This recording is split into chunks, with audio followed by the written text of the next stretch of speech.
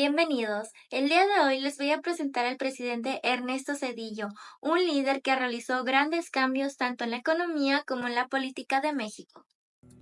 Ernesto Zedillo Ponce de León nació el 27 de diciembre de 1951 en la Ciudad de México.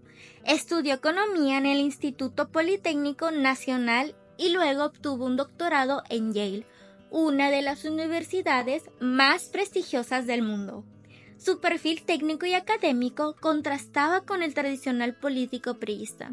Durante los gobiernos de Miguel de la Madrid y Carlos Salinas de Gortari, ocupó cargos clave en el sector económico, incluyendo la Subsecretaría de Programación y Presupuesto y más tarde la Secretaría de Educación Pública. Era considerado un tecnócrata eficiente, sin un perfil carismático pero con gran preparación. Zedillo no era el candidato original del PRI para las elecciones de 1994. Ese lugar lo ocupaba Luis Donaldo Colosio, pero el 23 de marzo de 1994 Colosio fue asesinado en Lomas Taurinas, Tijuana, en un hecho que sacudió al país entero. En medio del desconcierto, el PRI eligió a Zedillo como su reemplazo, en gran parte por su cercanía con el equipo de Salinas y su perfil técnico. A pesar de las tensiones, ganó las elecciones del 21 de agosto de 1994 con el 48.7% de los votos, derrotando así a Diego Fernández de Ceballos, el candidato al PAN. El 1 de diciembre de 1994, tomó posesión como presidente de la República, enfrentando así un país más polarizado y al borde del colapso. Pocos días después de asumir el poder, el país explotó. El gobierno decidió devaluar el peso. ¿La razón? Las reservas del Banco de México estaban por agotarse, pero la devaluación se hizo de forma torpe, sin aviso ni estrategia. Fue conocido como el error de diciembre. En semanas, el peso cayó de 3.4 a más de 7 por dólar.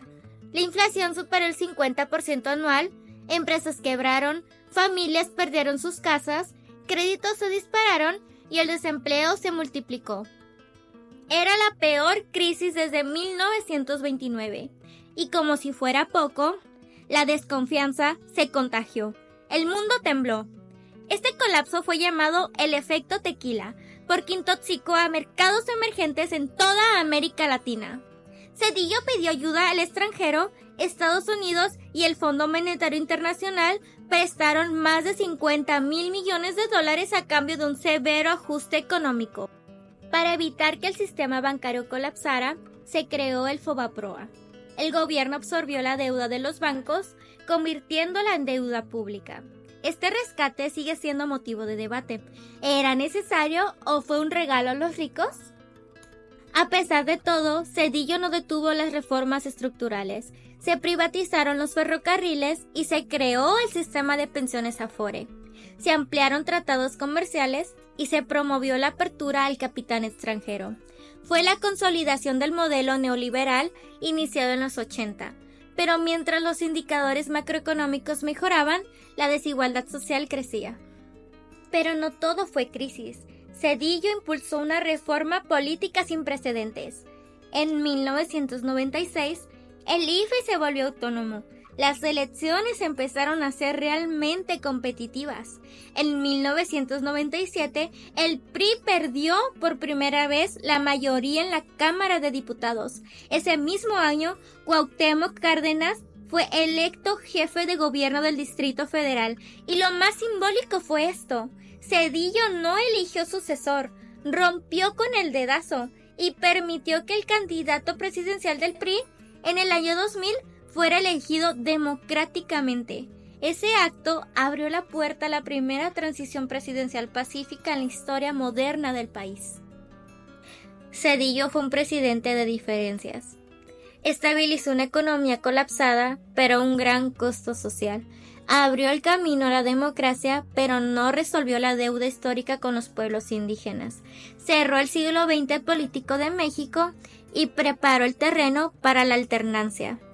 El 2 de julio del año 2000, Vicente Fox ganaba las elecciones presidenciales. Por primera vez en más de 70 años, el PRI dejaba el poder. Y Zedillo El presidente que no fue elegido por el pueblo, pero sí por la historia. Le entregaba el mando a un opositor. Ernesto Zedillo fue un presidente entre la tormenta. ¿Fue un tecnócrata frío o un reformista valiente? Lo cierto es que su sexenio marcó el inicio de una nueva etapa en México.